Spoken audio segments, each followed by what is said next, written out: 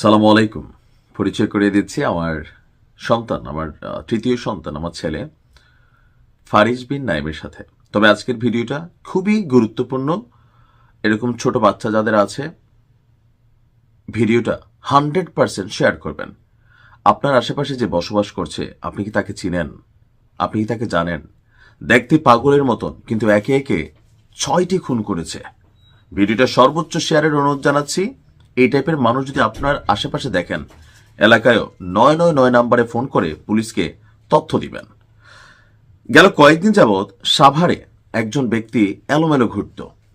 মানুষ মনে করত পাগল। তার বেশভূষা, চুল অগোছালো অবস্থান দেখে সবাই ভাবত যে হয়তো এলাকায় একটা পাগল ঘুরঘুর করছে, তাই না? কিন্তু বাস্তবে বের হলো কি, এই লোক একজন সিরিয়াল কিলার। একজন দুইজন না, গুনে গুনে 6 জন মানুষকে হত্যা করেছে গেল মাত্র 7 মাসে। ভবগুরের ছদ্মবেশে সিরিয়াল কিলার সম্রাট। আমি যখন দেখছি আশ্চর্য লাগছে, মানে বিশ্বাস করতে পারি নাই। সো সাবধানতার জন্য সবাই ভিডিওটা শেয়ারও করবেন, আর আশেপাশে এই টাইপের মানুষ থেকে সাবধান থাকবেন। তাকে বলা হচ্ছে কেউ কেউ মানসিক বিকারগ্রস্ত, আসলে কিন্তু না, তলে তলে এগুলো সব ভালো।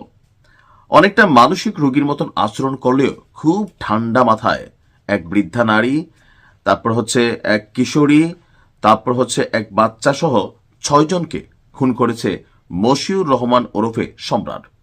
প্রাথমিক জিজ্ঞাসাবাদে সে সকল তথ্যের স্বীকারোক্তি দিয়েছে। একটা ফুটেজ কিন্তু এটা প্রমাণিত হয়ে গিয়েছিল। পুলিশ সাভার থানার সামনে থেকে গতকালকে তাকে আটক করে। রোববার দুপুরে সাভার পৌর কমিউনিটির যে সেন্টার আছে, সেই সেন্টারটা পরিত্যক্ত, মানে এটা ব্যবহৃত হয় না। তো সেই পরিত্যক্ত ভবন থেকে এক কিশোরী সহ 2 জনের পোড়া যে দেহ, সেইটা উদ্ধারের ঘটনায় তাকে গ্রেপ্তার দেখানো হয়। তো এখানে যতটুকু তথ্য উপাত্ত সামনে আসছে যে সম্রাট পাগলের মতন আচরণ করলেও সে কিন্তু আসলে পাগল না, সাইকো টাইপের। তার পূর্ণ পরিচয় নিয়ে পুলিশ তদন্ত করছে। আপনারাও ছবিটা দিবেন, যেন বাংলাদেশের তো মানুষ, কোথাও না কোথাও তার পরিচয় অবশ্যই বের হবে। প্রাথমিক তদন্তের তথ্য অনুযায়ী প্রথম যে ঘটনাটা ঘটেছে সম্রাট, সেটা হচ্ছে 2025 সালের 4 জুলাই। ওই দিন রাতে সাভার মডেল মসজিদের সামনে আসমা বেগম নামক এক বৃদ্ধাকে শ্বাসরোধ করে সে মেরে ফেলে।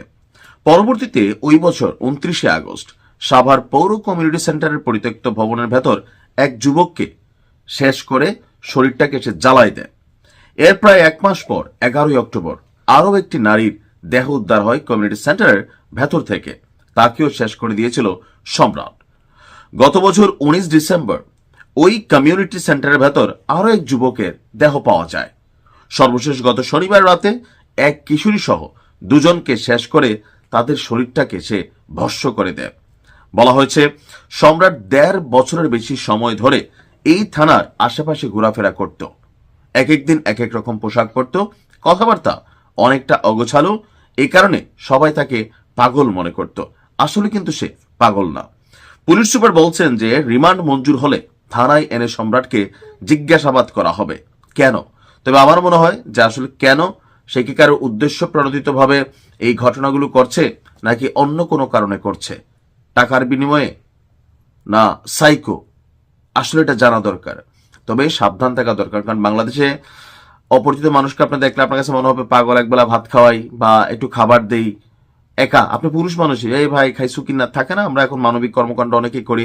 বাট সাবধান, খুবই সাবধান। বাচ্চা কাচ্চাকে যারা ঢাকা শহর থাকেন, বাসার বাইরে যাওয়ার সময় একা দিয়েন না, অপরিচিত লোকের সাথে মিশতে দিয়েন না।